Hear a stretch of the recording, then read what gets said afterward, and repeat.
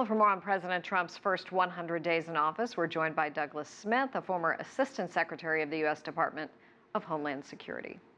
What's the most glaring thing that we should be looking at in terms of his first 100 days? Is it flip-flops? I think it's flip-flops. I think it's also sort of chaotic posturing on the international stage.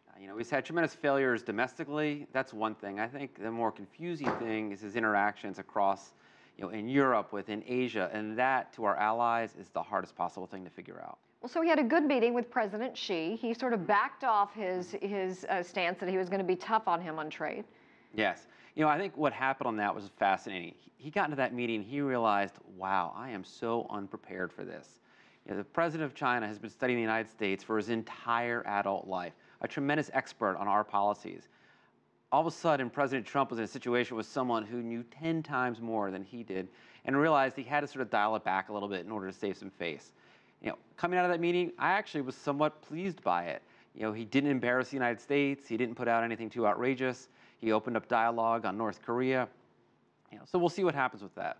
Absolutely. So that was part of the campaign promise, America first. He was going to stay out of other countries' business. But yet he's fired 59 Tomahawk missiles at Syria. He's getting tougher on Pyongyang. What gives? Why is he changing his stance? Look, I think the Syria thing is confusing at best and perhaps dangerous at worst. Sending 59 missiles a policy doesn't make.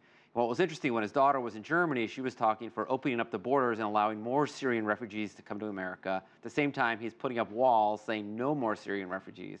I think on the North Korea thing, it's a challenging situation. I actually think he's onto something, totally by accident, but I'll give him credit in letting the Chinese government weigh in a little bit and try to lower the temperature to a degree. I have a feeling that the leadership in South Korea is pretty horrified by his hardline stance. They are in a really precarious position if North Korea does something crazy. While the United States is clearly threatened and while Beijing is in a situation, it is Seoul that is really in the crosshairs. Right. So I think we'll have to see on that.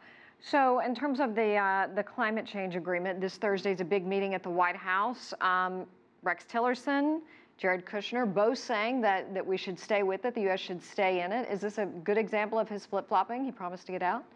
Well, I think it's a good policy of showing that his children are having more influence on him than Steve Bannon and others.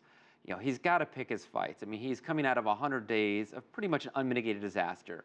He touts all these legislative accomplishments, but he really hasn't had any. His single biggest victory that he takes credit for is actually the majority leader of the Senate's victory, Mitch McConnell, who was able to successfully block Barack Obama's pick for the Supreme Court, and then was able to shepherd in by changing the Senate rules Justice Gorsuch into that position. So it wasn't even really a Trump victory. It was Senator McConnell's victory. No longer saying NATO is obsolete. He's changed his mind on that. Well, once again, the most fascinating thing is he comes in and he says, wow, I had no idea it was so complicated. I don't know what this guy did his entire time running for president. The only thing I can guess is he saw it as kind of a fun game show opportunity, never thinking he would win. And then all of a sudden, as we like to say here, he's the dog that caught the car. And now he has to figure out what to do with it. And so here he is confronting. The amazing thing to me is his ability to, on Twitter, on the media, to bash, malign, say these horrible things. But then all of a sudden he sits face to face with Susan Roberts and says, oh, you're the greatest person ever, even though 17 seconds before he put out a tweet on how horrible you are. He's got egg on his face. He doesn't seem to be bothered by it. All right, so in the first 100 days, I think Barack Obama had visited like 9 countries, Bush 2. He hasn't been to one yet, although he does travel next week. Why is that? It's shocking. sort of historically, our president's first trip to Canada, our single biggest trading partner, Mexico. I don't think he likes to be away from his own bed. On the campaign trail, he was notorious for campaigning all day, and no matter how late it was, he would get back to his apartment in New York. I think he likes the comforts of home, and he's a little uncomfortable going out on that international stage. And I think that's been a big part of it. He needs to get out there. He needs to do it. On the one hand, on the flip side is someone who was a little nervous about our position in the world. I'm not quite so sure we need Donald Trump out there going overseas and doing a tweet storm while he's in his hotel in Beijing bored. Right. All right, Douglas Smith, as always, thank you so much.